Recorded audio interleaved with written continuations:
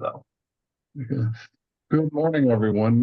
Douglas Dupree here from the Bishop's Institute in the Diocese of Florida, and excited about our webinar today, Eleanor Roosevelt's Nightly Prayer, The Religious Life of the First Lady of the World.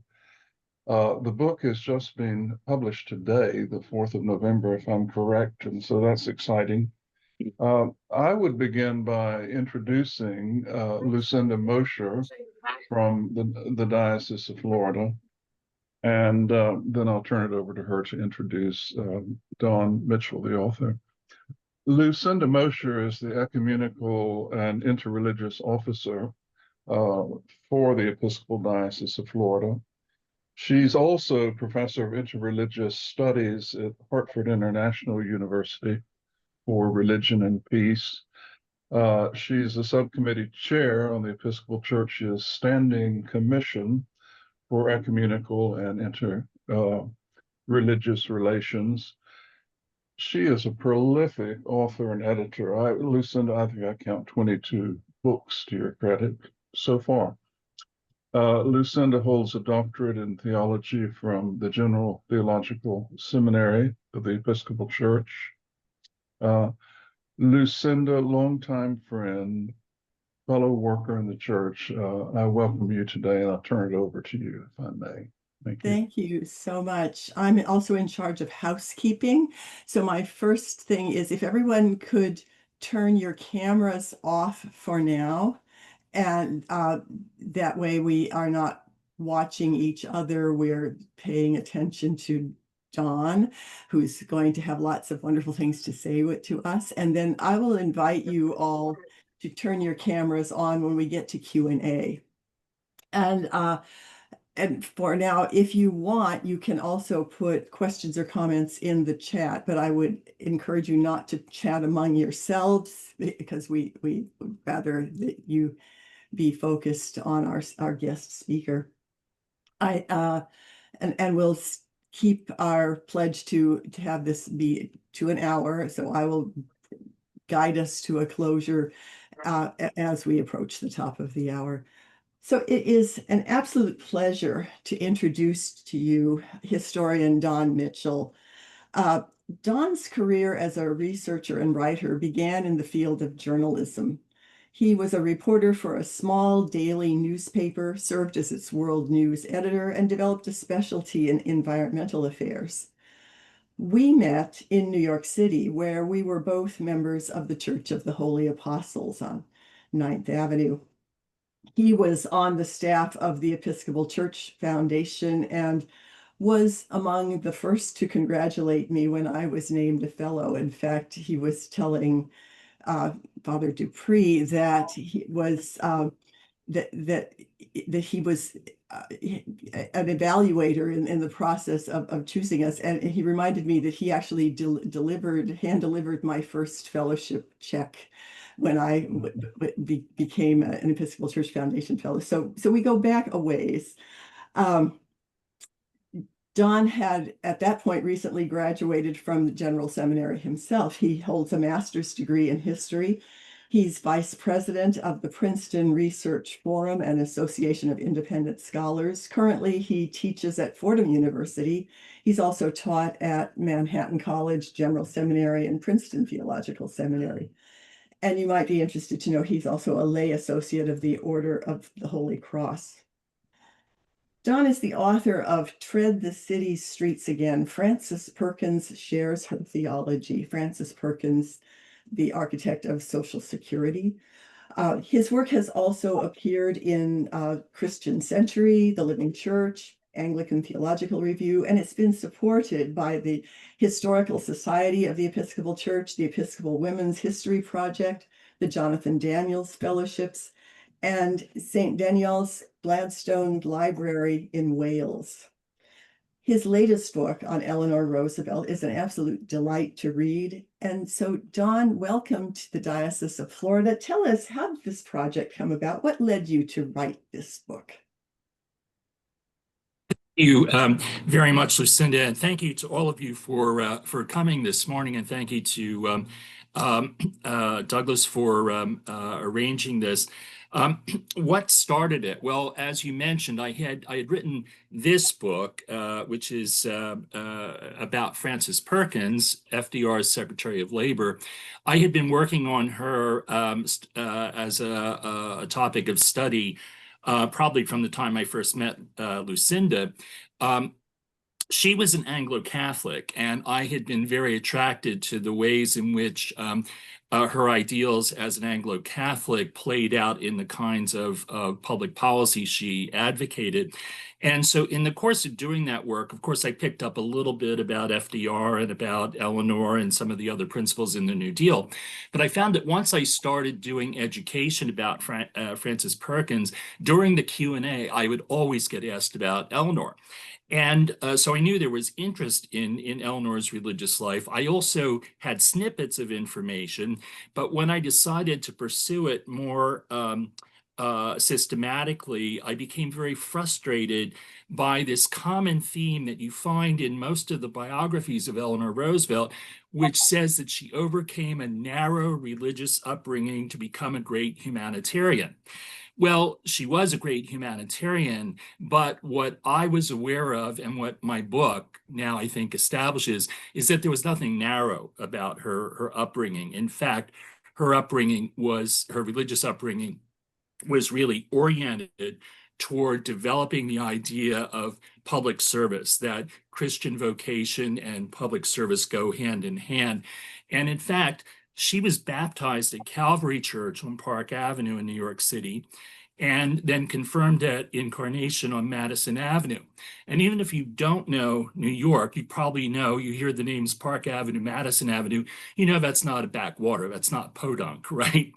But the parishes that she was associated with were also very, very heavily involved in social mission.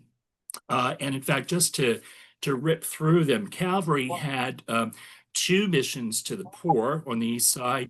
They had the Olive Tree Inn, which was a homeless shelter.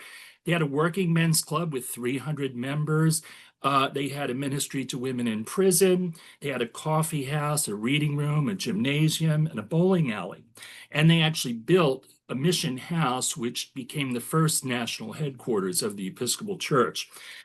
So a lot of that was going on, and her family was very supportive of it. In fact, her father took her at the age of 5 to help serve a Thanksgiving dinner in one of the homeless shelters that they were supporting. So she was very much in the center of social mission activity from the time she was born.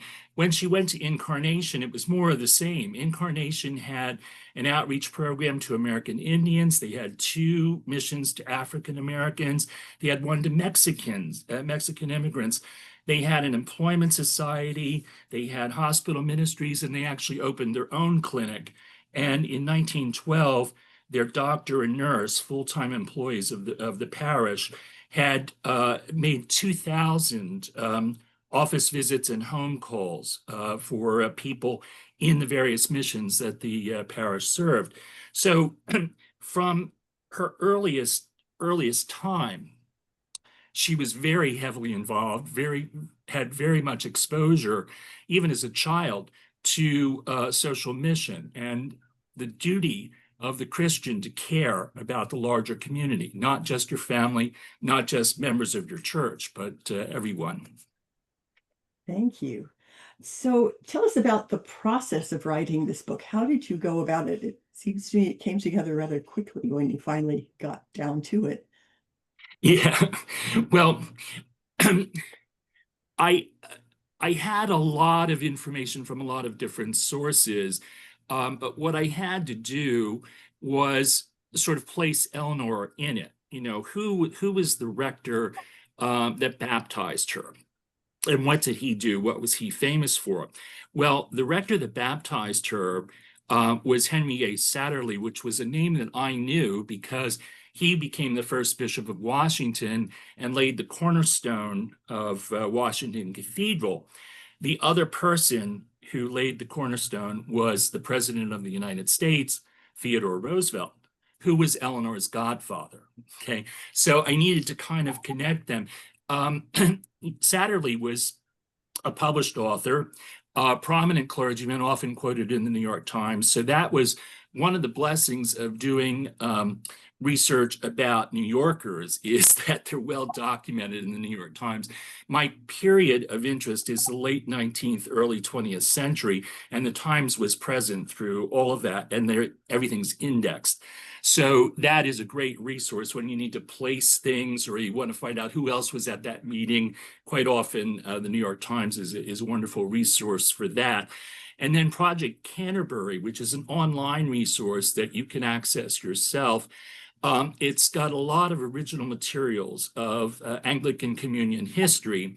And I found that Henry Yates Satterley had published a church school curriculum that Project Canterbury had made available to the public. So I was able to read that. And I thought, even a skeptic who says, well, this little toddler wasn't listening to his erudite sermons, perhaps, but she was there in that parish until she was 8 years old. So she did definitely, get exposed to that church school curriculum. And it is very heavy on the idea of the duty of the Christian. And if you read anything that Eleanor Roosevelt wrote, you'll find the duty comes through over and over again. So from her earliest exposure to the church, which really she was baptized as an infant, her earliest exposure, social duty and service to the community was really part and parcel of her understanding of Christianity. What vision, what image of Eleanor Roosevelt do you want your readers to take away from this book? There are several directions we can go, and so maybe there are multiple images you want her multiple images you want people to take away. Yeah, well, I think that my own sense of her, having studied her so closely, is that she was really a very humble person who was very open to learning. And she was open to learning from various places and from various people. I'm getting some street noise here in the background. I hope you can't all hear that, but it's sort of drowning out my... Good. So it's disorienting me a little bit. But she was somebody who took her religious instruction very seriously. And I think that, people ask, well, was she a mystic or, a preacher, or what was her orientation? And I would say that essentially she was an educator. That is really what she did. Now, professionally, she actually did do teaching. She was one of the founders of the Todd Hunter School. And during the years that FDR was governor of New York, they lived in Albany, but she spent a couple days a week in New York City teaching at the Todd Hunter School. But as an educator, she was a prolific writer. By the time they got to the White House, she started a syndicated column. At its peak, it was carried by 90 newspapers in the United States, published 6 days a week, and it continued for 30 years. And over the course of those 30 years, in her columns, she mentioned Jesus 900 times. Okay, so Jesus was always on her mind. And in fact, if I had to describe her, she was not an Anglo-Catholic. She was more broad church. I think that would be the correct term. She did have ties to 2 Anglo-Catholic parishes, but she was mostly in broad church parishes. But the thing is that I'm tempted to say she was biblical. She read the Bible every day, and she memorized Bible verses from childhood. That was part of her discipline. But I think even biblical is too broad a term. She's really about the sayings of Jesus. And that's what keeps cropping up in her writings, the teachings of Jesus. She's very Jesus-centered in her theology. And so I guess what I would like people to see is this is the person who took Jesus seriously, and she was able to do things that perhaps you and I might not be able to do because of a combination of the political circumstances, the way her life unfolded, the wealth that was in her family's background. But the thing is, I think she's a tremendous inspiration for doing the thing that you think you can't do. And she did that over and over again. She was always afraid, but she always kind of stared down the fear. And she says it was really asking God for the strength to stare down the fear. That's how she did it. And I think she was very successful at it. Wow. She played an enormous role in the founding of the UN and the establishment of the Universal Declaration of Human Rights. She also had her hand in some other movements that are truly significant. Tell us a little bit about that. Yeah. Well, she I mentioned from an early age, she was, helping in these various social missions. Her mother's sisters and uncles or brothers took her to sing in a children's choir at homeless shelter in Hell's Kitchen. They took her to the Bowery Mission to do the same thing. And so she was already very comfortable as a young woman working with disadvantaged people. So she had the good fortune to study at Allenswood Academy in England, in Wimbledon, and that kind of transformed her from a person who was frightened and afraid that she didn't really have what it takes into a woman who had self-confidence. And so she started volunteering at a settlement house, and she taught calisthenics and modern dance to basically Jewish children who were children of garment workers and from very poor backgrounds. And she also had to occasionally visit them in their tenement houses. And it was about this time, she was about 19 years old, that she started dating Franklin. And she took Franklin with her on these visits to tenement houses. And he himself had done some social work when he was at Groton. Endicott Peabody, who was the Episcopal priest who founded Groton, had required all of his boys to do social work. But what he encountered in Groton, Massachusetts, was nothing like what he encountered on the Lower East Side, where just even the smell of the neighborhood was overwhelmingly repulsive. And there was just so much poverty. And she took him and showed him that world. And that absolutely informed the New Deal and the many policies, social justice oriented policies of the New Deal. But she eventually became a volunteer investigator for the National Consumers League, which was an organization that tried to encourage consumers to use their power as consumers to demand better working conditions, safe conditions, that sort of thing in factories. Frances Perkins was also involved. She was a lobbyist for that. So she did that work, and then later on, she of course started having children. She bore 6 children, one of whom died in infancy, but she raised 5 children to adulthood, and then had many grandchildren after that. But after her children, I think it was after her last child was born, she then got involved with an organization called the Women's Trade Union League. And that was a coalition of labor union women and sort of society women who were concerned about workplace justice. And so she helped to build a clubhouse for these women workers.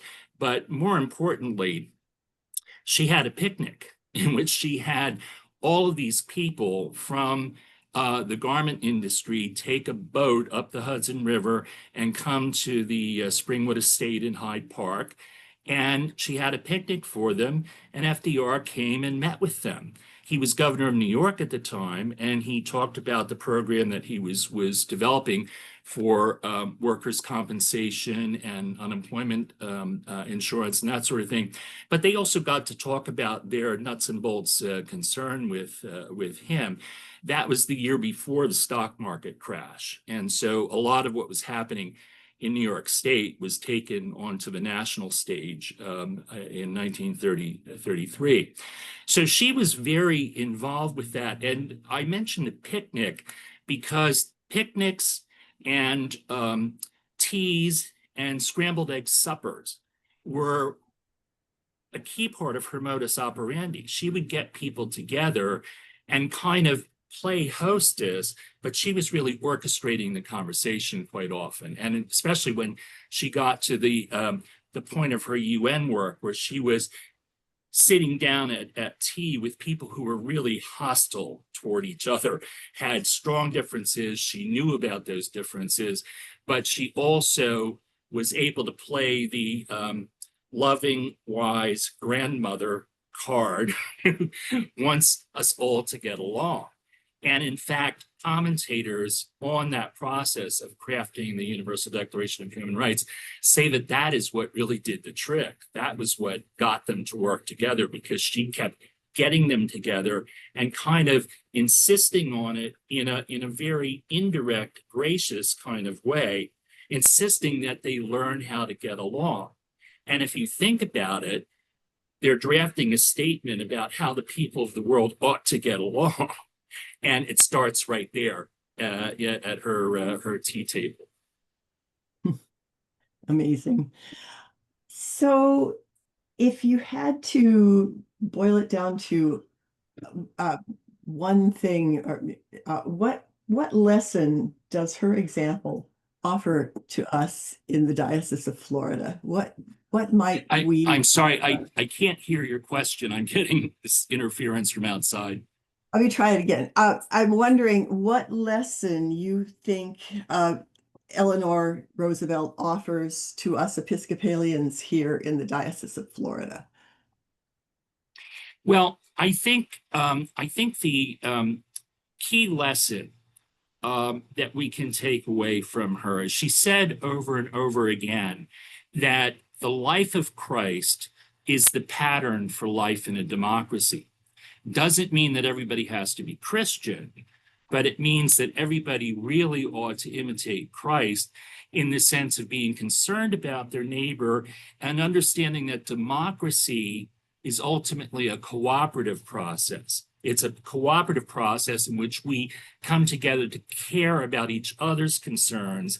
It's not a process where we consider our neighbor to be a threat to our existence. It's a process where we consider the well-being of neighbor in light of our own concerns about well-being.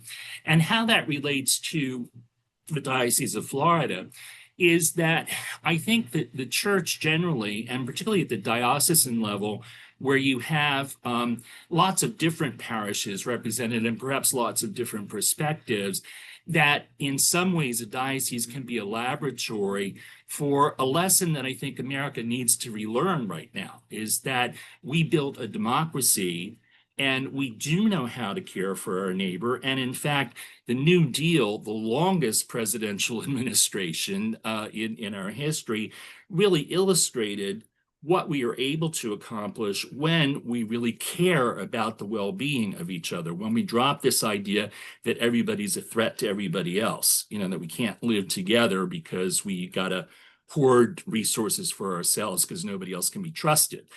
I think that the diocese can be a laboratory for that rebuilding of democracy and for modeling that idea of caring about your neighbor, even when your neighbor is very different or very cantankerous or very uncooperative.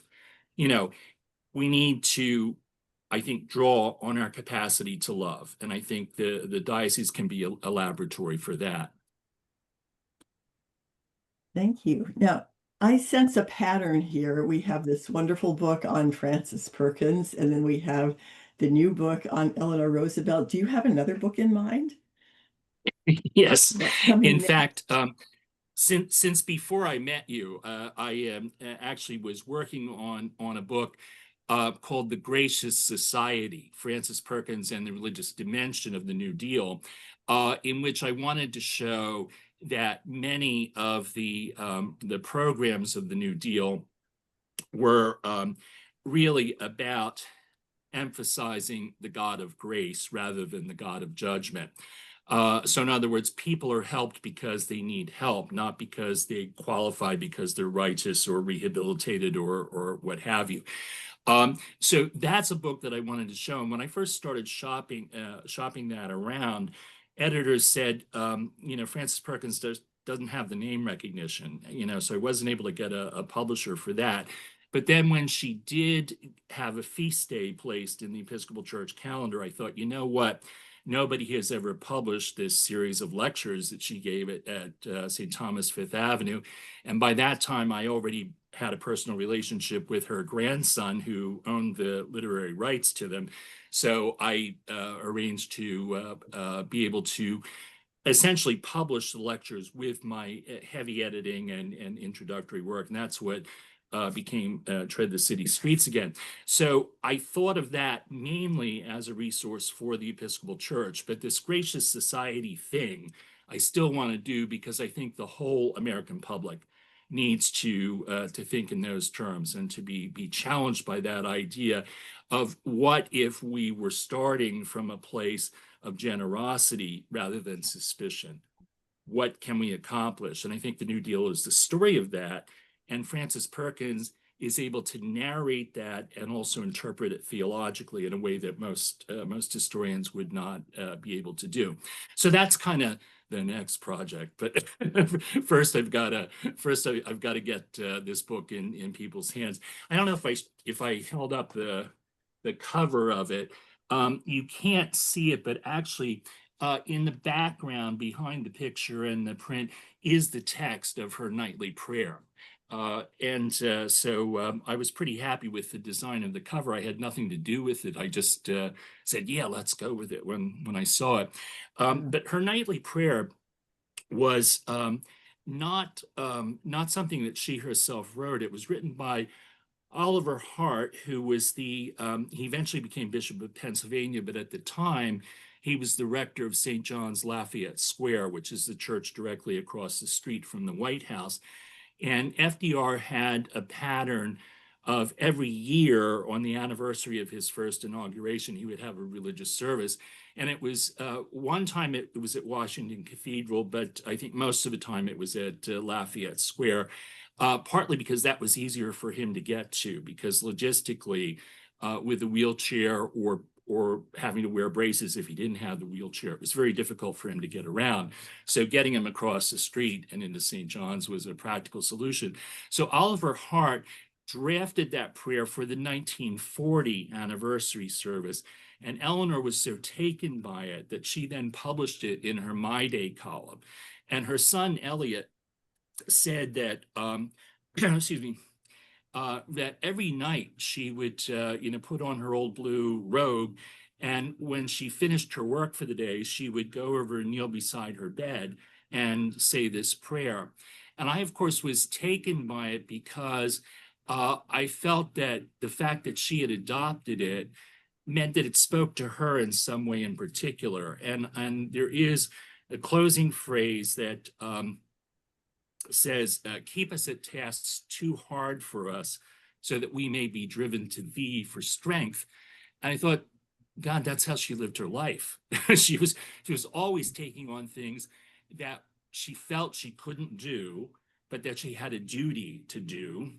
And that was her primary, I think, request from God, was for strength to actually do these things that were asked of her. One of our audience members wonders, what was the relationship between Frances Perkins and Eleanor Roosevelt like? What sense do we, what kind of friendship did they have, or professional relationship? What can you tell us? Yeah, they were friends. They were not really close friends. They both, I think, admired and respected each other. Eleanor said of Frances that she felt that Frances was the more effective of the two because she could actually do things. She could create a system, or she could settle a strike, or she could get things done. Whereas Eleanor felt that she could only talk about values and ideals and that sort of thing. You can argue that it's a both-and situation. You need to have the vision and the ideas, and then you need the technical skills to implement them as well. But they were very different personalities, Frances Perkins was, they Yeah, both looking. love I don't people, know where is but it, the Frances 20th, Perkins was an introvert. And the way she Thursday or Friday? replenished her The strength 21st? was to, I think it's the 21st. yeah, Susan, can we mute there? Mute, please. Thank you. Yeah, okay, great, thank you. The way she replenished was to go into her interior life. And in fact, the entire 12 years she was in the New Deal, she spent one day a month in silent retreat at All Saints Convent in Catonsville, Maryland. She was a lay associate of the order. She was mystically oriented and introspective. Eleanor was kind of the opposite. Eleanor was very gregarious and really needed people around her a lot. And in fact, it's kind of amazing. It's good she had so many children and grandchildren, but even if she hadn't, she always had guests to dinner and that sort of thing. And you kind of wonder, well, when was she ever alone? It doesn't seem that she was. So they were very different in that regard. But they had worked in very different capacities with FDR. I think in a lot of ways, Eleanor was sort of a conscience to FDR. Perkins was the technician. When FDR knew that something needed to be done, she was the one who could figure out how to get it done. Thank you. So at this point, I'd like to circle back to Doug Dupree. Father Dupree, do you have a comment or question about this really interesting book? Yeah. I was fortunate, Donn, to have an advance copy through Catherine Bissett at our cathedral bookstore. And so I've been able to start the book, and several things strike me about it. One is it's just it's so well written, and and I say this as a strong compliment, not in a negative way, but a strong compliment. It's just so easy to read. You write so well, and it just flows. And one thing that repeatedly strikes me is the way you have held before us the Eleanor Roosevelt's Christian formation and the achievements of her public life. And I just think you do that in a marvelous way. And I think what you have, in answer to Lucinda's question, what we here in the Diocese of Florida might do, holding up that difference between how you help people either, in a sort of judgmental way, where you say, if you do this and you're good, I'll help you with this. It's a kind of a contractual, but as opposed to just helping people because they need help and, following the life of Christ and being helpful and gracious to people in their need, and how you see that as emblematic of Eleanor Roosevelt's life. And I think all of that runs through the book very strongly. And I'm inspired by it. The other thing I kind of Thank wonder you. about, okay, Yeah. I know the broad stroke. Yeah, go ahead. I'm sorry, go ahead. No, I was going to say, we'll respond to anything I've just said. I won't take us another direction. Were you going to say something? Well, I was, because the idea of formation is something that I felt was very important for a broader readership to understand, and in some ways, in explaining what the church does or what the community does in formation, is, I think, not well understood by the broader public. We in the church might know something about it. But I think that there are just a tremendous number of stereotypes about religious people and how they acquire faith and how they live it out. And a lot of it has to do with kind of the individualism of our society. We assume that people just sort of suck this stuff out of their thumb. They don't get it from anywhere. They don't get it from anybody else. The idea that God is giving you things and the community is giving you things is something that I felt was very important to communicate. And the other aspect of it was that Eleanor Roosevelt had a tremendous amount of tragedy in her childhood. When she was 8 years old, her mother died. And then when she was 9 years old, her little brother died. And then when she was 10 years old, her father died. And so she had this, I mean, it's kind of like the worst thing that can happen to a child is to lose your parents, you know? And so she had this very dark period in her life, the grief, but then also she had to go live with her grandmother, and her grandmother had kind of a dreary house and was not at all the fun-loving person that her father had been. And so her life took this negative turn, and a lot of the biographers talk about, you know, the personal strength that enabled her to overcome this. Well, certainly that was there. But I think whenever we're looking at someone and we're saying, how did they overcome this difficult childhood, whether they're from a dysfunctional family or whatever it is, the question you have to ask is what went right in their childhood? What were the good things that happened? Because that's probably what they built on. And I think that's why I went so heavily into emphasizing formation, because that was the constant for her. The church was always there and was always kind of saying the same kinds of things to her, even though her life changed radically. And I think that when she got to Allenswood, a lot of the biographers really credit Marie Silvestri, who was the founder of the school, credit her with shaping Eleanor.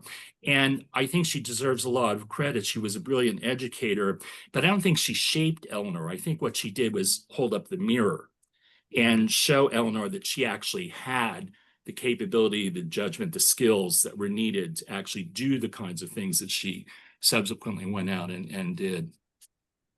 Mhm. One other question before I retire from the questions and someone else offers their question. What about a comment maybe about her husband, about the president, Franklin Roosevelt's faith? He was an Episcopalian. Anything characteristic about his faith or his formation that complements or Eleanor's? Yes, in fact, I have the third chapter of my book emphasizes the Episcopal Diocese of New York. And of course, I'm showing these influences on Eleanor and the parishes she was affiliated with, but Franklin's parish was also part of that mix. So he was, you know, was baptized as at St. James Hyde Park. And Elliot Roosevelt, Eleanor's father, was FDR's godfather. So they were all very close, even though Elliot and FDR were fifth cousins. Okay, and Teddy was Elliot's brother. They were fifth cousins, but they were very close. And one of the things that I often it took me a while to get a handle on this, but there's actually a new book out now that points out that although the Roosevelts all had these country estates at Oyster Bay and Hyde Park and Tivoli and all these places, they all had townhouses in Murray Hill on the east side of Manhattan. They all knew each other very well. They were very, very close, even though they were biologically not that close. So the thing is that his son Elliot said that he was actually sort of a frustrated clergyman. He often used to take like a morning prayer service. If the priest couldn't do it, he would lead it. He had the Roosevelt family had a pew at St. James Hyde Park, and there's now a plaque there marking that. He was on the vestry for almost his entire life, including during the period that he was president of the United States. Probably didn't attend too many vestry meetings then. But when he was Assistant Secretary of the Navy, he was elected to the vestry of St. Thomas in Washington, DuPont Circle, which was their parish in Washington. He also, of course, from his childhood, had spent summers in Campobello. And he became an honorary vestryman of St. Anne's Campobello, St. Anne's Welsh Pool on Campobello Island. And there's a plaque there commemorating that as well. So he was very close to the church. And in fact, during the White House years, he often had services in the White House because it was so difficult to physically get out and go to church, because most churches, even today, can't accommodate wheelchairs. And that many had to wear these very painful braces and needed to have somebody kind of guiding him. So it was easier to have church come to him. Eleanor, of course, went to church all the time, usually to St. Thomas, but often to St. John's Lafayette Square, and sometimes a non-Episcopal church if she had a reason to do that. But I think FDR was very serious, and Francis Perkins said that his most famous line from a speech where he said, "We have nothing to fear but fear itself." She said that was not in the draft that the cabinet had heard the night before the inauguration. He had gone back to his room and worked on it some more. And she said that whenever people mentioned that line, he would bow his head and say nothing. And she said, I think he believed that God told him to put that in the speech, that he really felt God had spoken to him that night. And I think it dovetails with Eleanor's own struggle with fear. And in fact, during their courtship, he had sent her a poem that he had written that talked about how you fend off fear. And she wrote back saying, "That's such a valuable poem. I really love it," that sort of thing. And the two of them, despite all that we know about, their relationship, probably some things we shouldn't know about their relationship, they did throughout their lives, they really admired each other and respected each other and were very fond of each other. And so I think that's a testimony that they leave us. Mhm.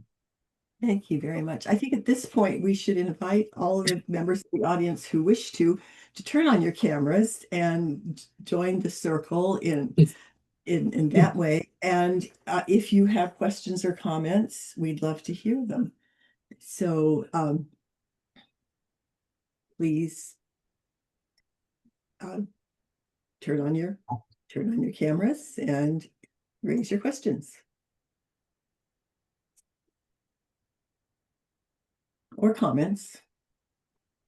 There, I see Barbara.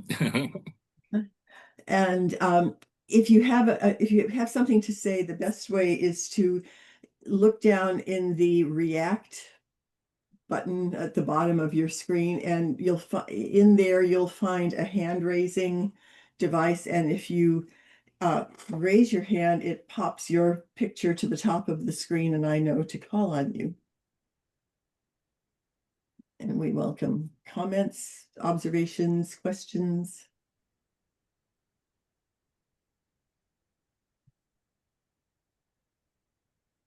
So we just, at our book club in Christchurch here, we just finished reading Becoming Madam Secretary, Donn. Oh, yeah. And we enjoyed it very much. And it was wonderful to learn about Francis Perkins. And we enjoyed the book, but we did have that question of how did Francis be formed? And because that was missing from the book. Her theology, they touched on it, but her theology, with the Social Security system was so admirable. So I'm fascinated that you're thinking of the book on Frances and her theology. Yeah. It sounds like a good book to follow up. And Eleanor, and we were curious about the relationship with Eleanor and Frances. And I think you're right that Frances was the technician and Eleanor might have been the visionary. But Yeah. but we were very curious about Frances's formation too. And Yeah. she was so great. I can tell you a little bit about that. The thing that is different is that, of course, Franklin and Eleanor were both cradle Episcopalians, and that means that neither one of them would be as articulate in explaining their theological perspective as someone like Francis Perkins, who was an adult convert, who made a principled decision. She wanted to be a part of this and leave behind what she had. She was raised a New England Congregationalist, and although it was liberalizing, it still had its Puritan heritage. And so in her upbringing, her parents were concerned about the poor, but it was very much about teaching them how to behave better so that they wouldn't be poor. Viewing the poor as responsible for their lot. And that was something that, for a variety of reasons, she rejected. One of them was the influence of Anna Mae Soul, who was a professor at Mount Holyoke College, who was also an Episcopalian. And what she did is she had her students go into the factories and do surveys of the working conditions in the factories. And that really informed her about how misfortune can befall you. It's not necessarily a result of your own negligence or that sort of thing. And during that period, I'm not quite sure why, but she was toying with the idea of becoming a Roman Catholic. And her parents were just horrified by that idea, especially for educated New Englanders, just would not consider that.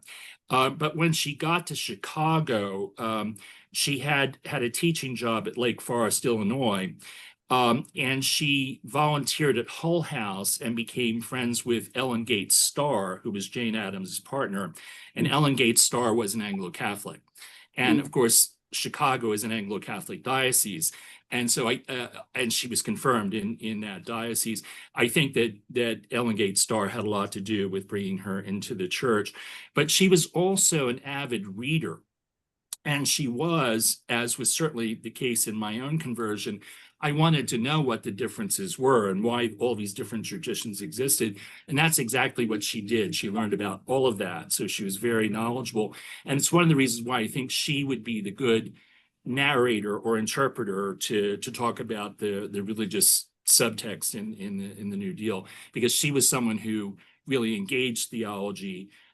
Franklin and Eleanor both kind of took a lot of it for granted. Like, well, but doesn't everybody think you should love your neighbor? That kind of thing.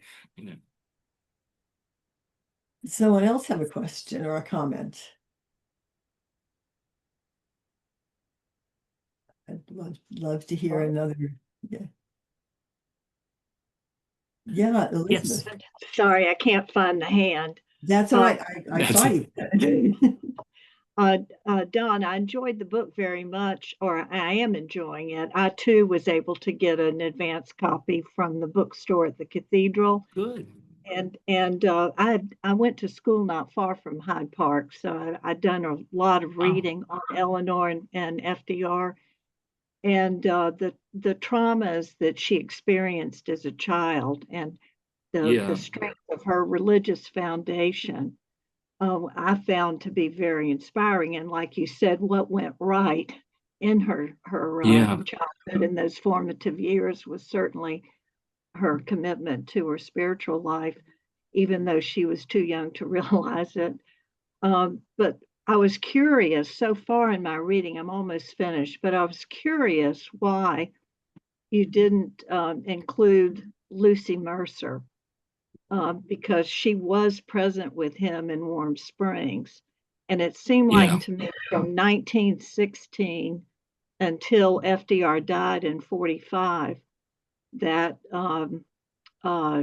their relationship was not a marriage, it was more of a partnership. And I was just curious that I always felt sorry for Mrs. Roosevelt, quite frankly, Donn, because of all of the external things that happened to her. And in the White House, the inner circle, that children's hour, the cocktail hour, they would make fun of her and belittle her and the way she looked, and they just didn't treat her very seriously, the inner circle, his inner circle. I was just wondering if you could tell us, maybe you did include Lucy Mercer toward the end of the book. But I did not, but I did introduce her early in the book, and my editor said, "Are you sure you want to go there?"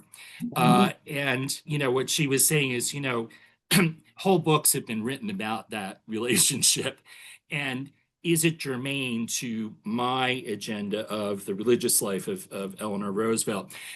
So I decided that people who would read my book would probably be people like you who had read other things about Franklin and Eleanor Roosevelt. And so I'll let those authors be the experts on that. I'll focus on the thing that I know something about. I did the same thing with Lorena Hickok, although I do mention her and an incident where Eleanor kind of bared her soul. But my colleague Susan Quinn has written a whole book about that relationship. It's called Eleanor and Hick. And I thought, you know what, I'm not going to try to summarize inadequately as I probably would. I'm not going to try to summarize something that another scholar has actually explored in depth. The thing that I wanted to establish was not only that she was moved by this sculpture that was entitled Grief. She drew strength from just staring at it and meditating on it, but that there was a church connection. It was on church land, and it was the sculptor who was the elder brother of the sculptor of the statuary in her church, the Church of the Incarnation. So I wanted to show those subliminal and church connections. She probably didn't even know about it and think about. So I thought that's my focus, and the fact that people say there was some other kind of relationship there. Other scholars have addressed that, so that's why I didn't. And I certainly appreciate that. It's just that those kind of traumas and the dysfunction of the children as they grew up, and all the hardship that caused her. Again, Yeah. that spiritual base was able to keep her anchored so that she could continue with her own life in a correct, very, very courageous way and overcome all Yeah. of that, which of course Yeah. emphasizes that question, what went right in her life. Yes. Well, in fact, one of the things that I find amazing when we're talking about the marital relationship is you have this situation that does actually, the marriage lasts till the very end, but the 5 children racked up a total of 17 divorces before it was all said and done. So that's more than 3 divorces per child, you know. So I don't really know what was going on there, you know. But the thing that I will say in the children's defense, they may have had difficulties with their marital relationships, but they were very devoted to their parents, and they were very much a presence. John is frequently photographed standing next to FDR because he was the crutch helping him to stand up. Eliot accompanied his mother on many of her UN meetings in Geneva. Her niece, Eleanor Roosevelt II, who was the daughter of her little brother Hall, she was a young adult at the time of the UN work. She was there in Paris when the declaration was approved. Anna Roosevelt, went to Yalta with FDR, but she was also in Geneva with Eleanor, and that's really. So they really were very involved in their parents' lives, and I find them an amazing family, and I think I would never tire of learning more about them. But yeah, it's very interesting. I'm going to give the last question to Barbara Pfizer.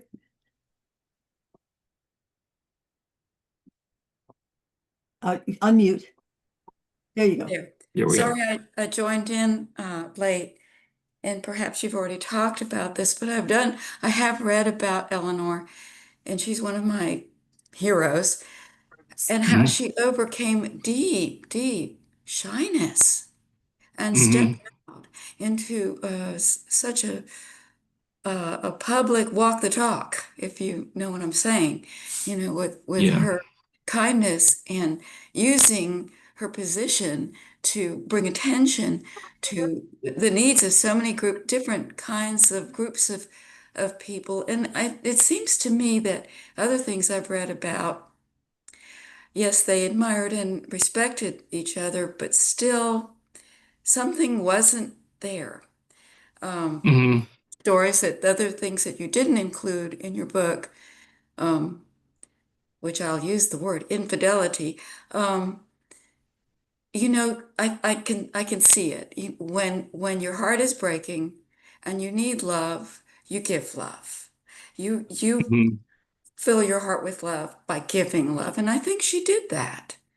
And that Mhm. takes a great humility and maturity. So I admire her so much for that. That's all. Yeah, And well, I concur with that assessment, and in fact, she was vulnerable throughout her life. She was vulnerable to depression, and the way she dealt with it was to just take on more work, just get back to work, and I think that the shyness in particular is really that period from the time she goes to live with her grandmother until she gets to Allenwood. Excuse me, the her father Elliot was this very lively, everybody loved him, he was kind of a playboy, a bon vivant, kind of guy. He had severe problems. Even as a child, he was having fainting spells. It was probably a form of epilepsy, although he was not diagnosed to that effect. But then in his social circle, drinking was acceptable, and that was how he started medicating his problems. He also had suffered an injury to his ankle that had been broken. It didn't heal properly. They had to break it again, and it still didn't heal properly. And so he was in physical pain for the rest of his life. And he started taking prescription laudanum and morphine and that sort of thing. So he kind of had been a very lively presence, but a kind of tragic presence. And Eleanor's grandmother, Hall, that was her maternal grandmother, really wanted to keep Elliot out of the picture. And then, of course, he died. And so that left Eleanor with not even any kind of living connection to this much more lively existence that she had when her parents were alive. Elliot thought that she was just, a little genius and that she was going to do great things. He had a lot of confidence in her. And of course, when that disappeared from her life, that reinforcement, then she was in this situation where Grandmother Hall, who is described by most of the biographers as very stern and strict and everything wrong with her, but I look at her with a lot of compassion too. She had raised 6 children to adulthood. Her firstborn dies at the age of 28. She gets the children, and then one of the children dies on her watch, and then the father, even though he's not of much use to her, he dies too. So she's really on her own. The only thing she had going for her was money. They did have money. They didn't have financial problems. But in terms of all the other, social and emotional kinds of things, it was all there. So Eleanor went through a very bleak period, but even during that period, she seemed to have some kind of inner sense of what the truth actually was. And she wrote this essay for a tutor that I recount in the book because it's just a lovely little story. But the fantasy is that she is visiting the botanical gardens and she fell asleep in the botanical garden. And when she woke up, she could hear the flowers talking to each other. So she pretended to be asleep so she could listen in. And they were having a debate about which flower was the most beautiful. And they all go around and they all have their say about why they're the most beautiful. And then the violet comes along and explains that they're all beautiful in their own way. The one has the fragrance, the other has the color, the other has the sturdiness, all these kinds of things. And at the end, they all the flowers agree that the violet is correct. And then she concludes with her line, frankly, I've always preferred the violet. And I think that, what I see there is that she already had some understanding of the fact that she had a kind of beauty all her own, and that it was when she got out of that very dreary and I think stressed environment with her grandmother. When she got out of that environment, she's in Wimbledon. She has somebody who thinks she's really brilliant, that is what really pulls her out of that terrible shyness.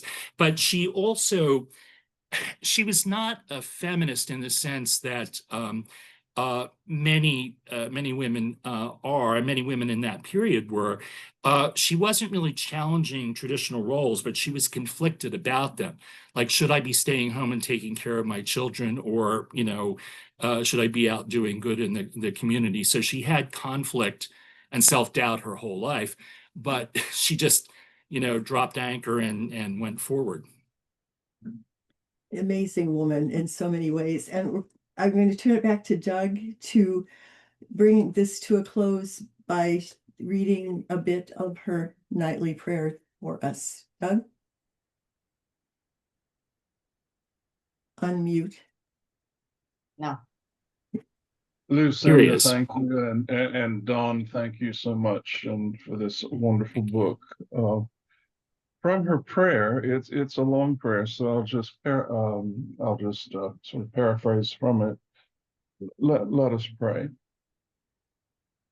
Father, we bless you for the restlessness that you have placed in our hearts, a restlessness that makes us seek your peace and your will for this world, for all that you have created, for all men and women and children who are loved by you. Help us to do your will in the world.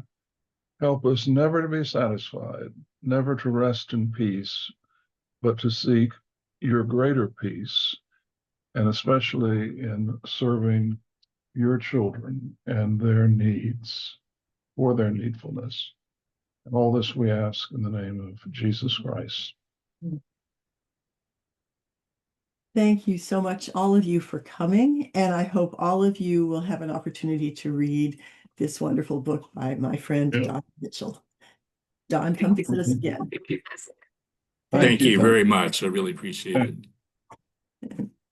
Thank you. And it's going to be recorded, so if you have any friends who've missed it, we'll put it up on the diocesan website, and I bet it'll be at the cathedral on the. I bet Catherine will put it up on the bookstore website. Amen. Okay. I'll hang. Thank you.